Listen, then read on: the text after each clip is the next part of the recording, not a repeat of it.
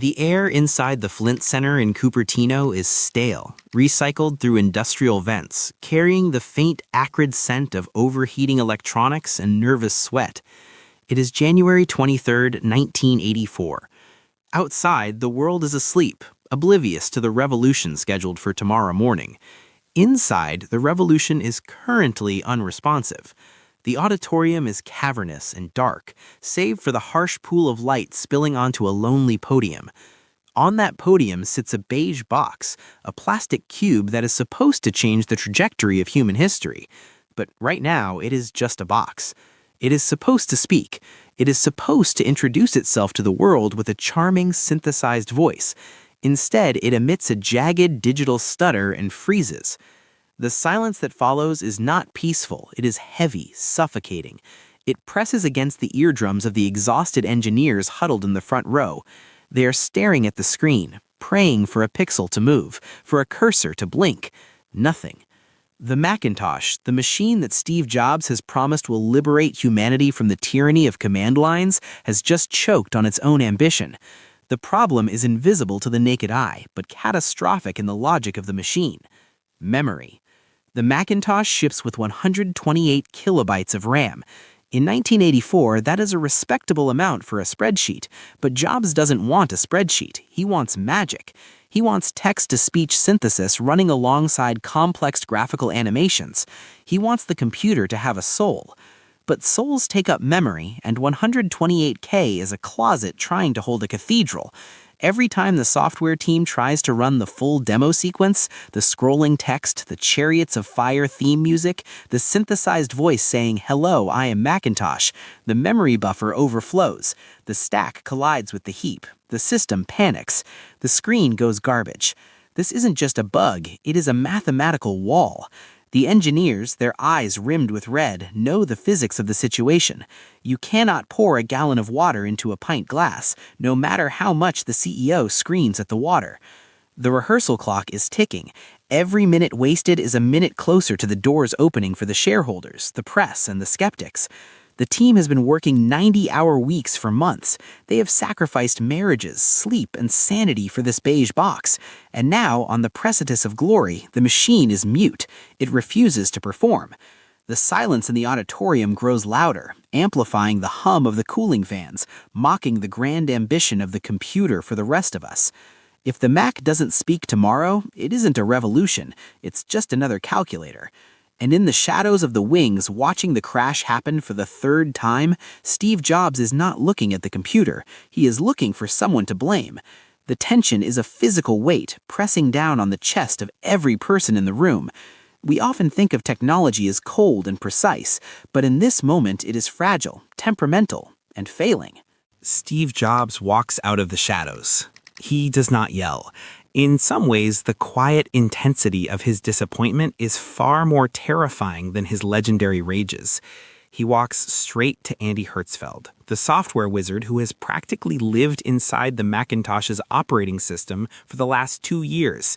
Hertzfeld is depleted. His adrenaline is running on fumes.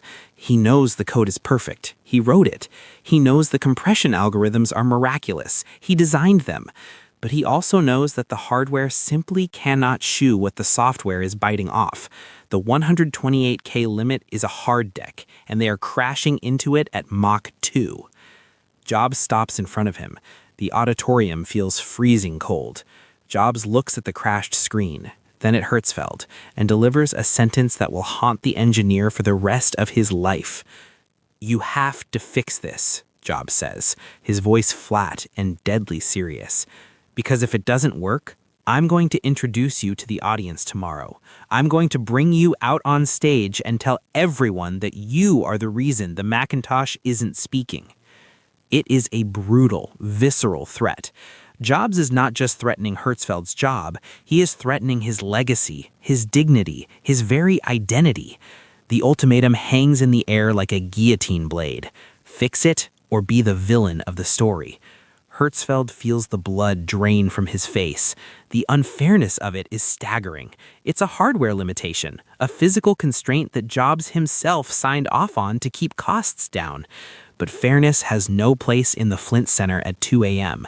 There is only the binary reality of success or failure. Hertzfeld retreats to the backstage lab, his hands trembling slightly as he reaches for the keyboard. He looks at the code. It is a masterpiece of efficiency, squeezed tight to fit into the microscopic memory blocks. There is nothing left to cut. He can't remove the speech. It's the centerpiece. He can't remove the graphics. They are the interface. He is trapped in a room with no doors. The panic begins to set in, a cold, clawing sensation in the gut. He simulates the memory allocation in his head, byte by byte.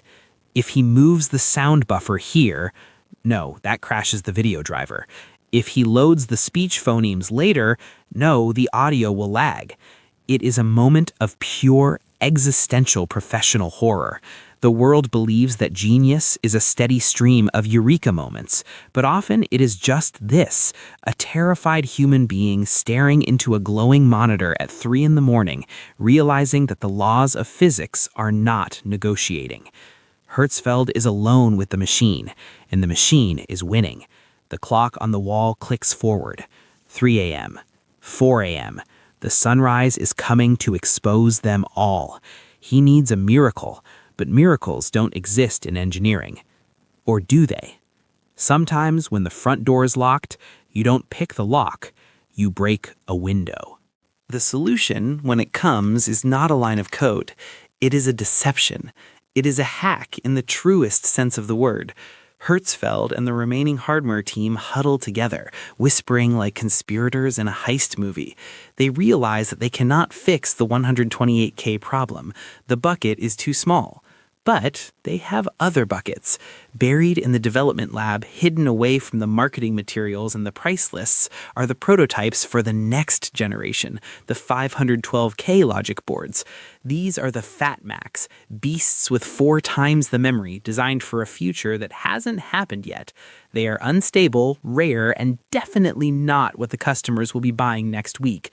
But they fit. Physically, the 512K board is the same size as the 128K board. The decision is made in a heartbeat of desperate pragmatism. They are going to cheat. With the dawn light just beginning to bleed into the sky, they take a screwdriver to the demo unit. They crack open the beige case, a violation of the sealed appliance philosophy Jobs loves so much, and rip out the retail 128K heart. In its place, they slide in the prototype 512K brain. It clicks into place. They screw the case back together. To the naked eye, it looks exactly like the computer that will be on the shelves. Inside, it is a hot rod monster capable of handling the speech synthesis without breaking a sweat. The demo begins. The lights go down in the Flint Center. The auditorium is packed. Steve Jobs walks onto the stage, radiating charisma, the terror of the night before hidden behind a mock turtleneck and a shark-like smile. He recites the poem of the future. He walks over to the table. He pulls the Macintosh out of the bag. He inserts the floppy disk. Hertzfeld is standing in the wings, his heart hammering against his ribs like a trapped bird.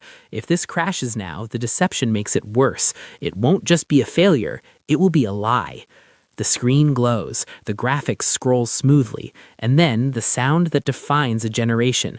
A synthesized, slightly robotic, but undeniably charming voice fills the room. "Hello, I am Macintosh. It sure is great to get out of that bag." The crowd erupts. People are cheering. Some are weeping. It is magic. It is the future, and it is running on hardware that doesn't officially exist. The audience sees a miracle. Hertzfeld sees a successful magic trick. The deception saved the moment. That hello echoed around the world, launching the era of personal computing. But it was born from a sleepless night, a brutal threat, and a secret hardware swap. History remembers the perfection of the launch, but reality is often held together by duct tape and a desperate gamble in the dark.